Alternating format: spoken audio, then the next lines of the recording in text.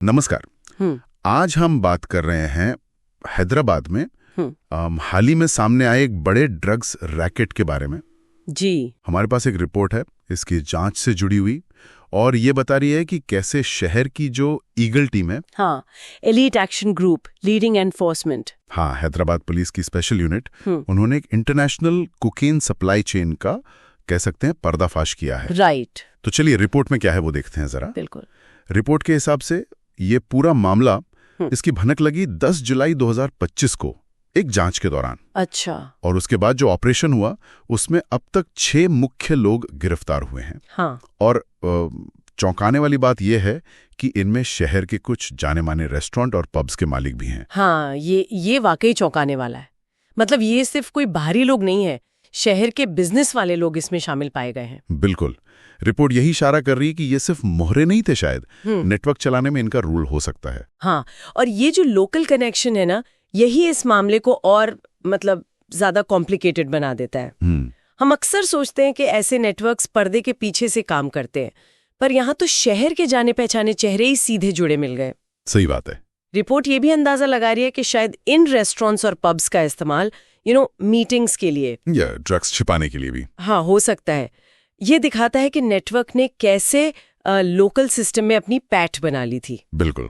और जैसा आपने कहा कि ये सिर्फ लोकल मामला नहीं है। नहीं, बिल्कुल नहीं। रिपोर्ट साफ कह रही है कि इसके तार हैदराबाद के बाहर भी हैं, पुणे, मुंबई और पड़ोसी राज्य आंध्र प्रदेश तक फैले हुए हैं। जी। पुलिस की नजर में कुल 19 सस्पेक्ट्स हैं अभी, और इनमें 6 विदेशी नागरिक भी शामिल हैं। हाँ, 6 विदेशी नागरिक, ये बहुत अहम बात है। ये तो सीधे सीधे किसी बड़े इंटरनेशनल रैकेट की तरफ इशारा है। सही कहा। 6 फॉरेन नेशनल्स का पता चलना यही बताता है कि सप्लाई का सोर्स शायद देश के बाहर है। और इसे चलाने वाले लोग भी इंटरनेशनल लेवल पर एक्टिव है। अच्छा। रिपोर्ट में ये नहीं बताया गया है कि ये विदेशी नागरिक कहाँ के हैं, लेकिन ये जांच का एक बहुत जरूरी पहलू होगा, पता लगाना कि ये कोकीन आ कहाँ से रही थी, किस रास्ते से, और ये लोग नेटवर्क में क्या कर रहे थे। क्या ये सप्लायर थे या कुरियर थे या फिर लोकल लोगों को संभालने वाले हैंडलर्स? हाँ, ये सब जानना जरूरी होगा। और इस नेटवर्क की जड़ें कितनी गहरी हैं, इसका अंदाजा ईगल टीम की कार्रवाई से भी लग रहा है। बिल्कुल। उन्होंने शहर में 6 अलग अलग जगहों पर एक साथ रेड मारी। एक साथ, हाँ। और रिपोर्ट बताती है कि वहां से बहुत सारे सबूत मिले हैं, जैसे दस्तावेज,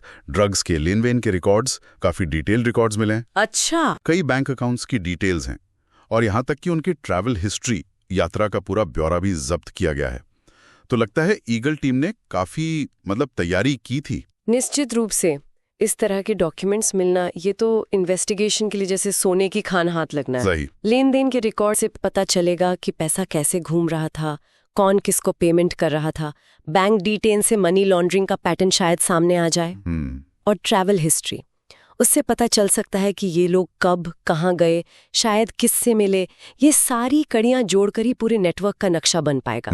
कौन टॉप पर है, कौन नीचे, पैसा कहाँ जा रहा है। तो अगर हम इस पूरी रिपोर्ट का एक सार निकालें तो क्या मुख्य बातें सामने आ रही हैं? देखिए, जो सबसे बड़ी बात उभर कर आ रही है वो ये है कि भारत में, या कम से कम इस केस में तो यही लग रहा है कि ड्रग्स की सप्लाई अब बहुत ऑर्गेनाइज्ड और प्रोफेशनल तरीके से हो रही है। हाँ। ये कोई छोटे मोटे गैंग का काम नहीं लगता। लोकल बिजनेसमैन की मिलीभगत, कई शहरों में फैला होना और विदेशी नागरिकों का शामिल होना, ये सब एक बहुत कॉम्प्लेक्स और बड़े स्केल पर चल रहे क्रॉस बॉर्डर ऑपरेशन की तरफ इशारा करते हैं। ईगल टीम की ये कार्रवाई वाकई में एक बड़ा कदम है, पर रिपोर्ट खुद भी मानती है कि शायद अभी पूरे नेटवर्क का खुलासा होना बाकी है। हाँ, ये तो शुरुआत हो सकती है। और ये जानना कि रेस्टोरेंट और पब जैसी आम जगह भी इतने बड़े रैकेट का हिस्सा हो सकती हैं, ये वाकई काफी आंखें खोलने वाला है। बिल्कुल। और यहीं से एक अहम सवाल भी खड़ा होता है जिस पर हमें सोचना चाहिए। क्या? कि ईगल टीम ने जो सामने दिख रहा था उस पर तो कार्रवाई की है, लेकिन अगर लोकल लेवल पर इस तरह की मिलीभगत इतनी आसानी से हो सकती है, तो फिर ऐसे इंटरनेशनल ड्रग्स नेटवर्क की वो परतें जो अभी दिख नहीं रही, जो अदृश्य है, हाँ, उनको कैसे बेधा जाए, उन्हें जड़ से उखाड़ने के लिए और किन अनदेखे पहलुओं पर ध्यान देने की जरूरत होगी, ये सवाल आगे की जांच और हमारी समझ दोनों के लिए बहुत जरूरी है। Thanks for watching.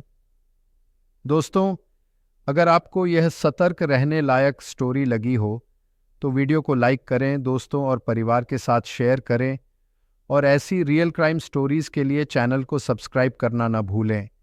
Bell icon दबाएं ताकि अगली स्टोरी की सूचना सबसे पहले आपको मिले।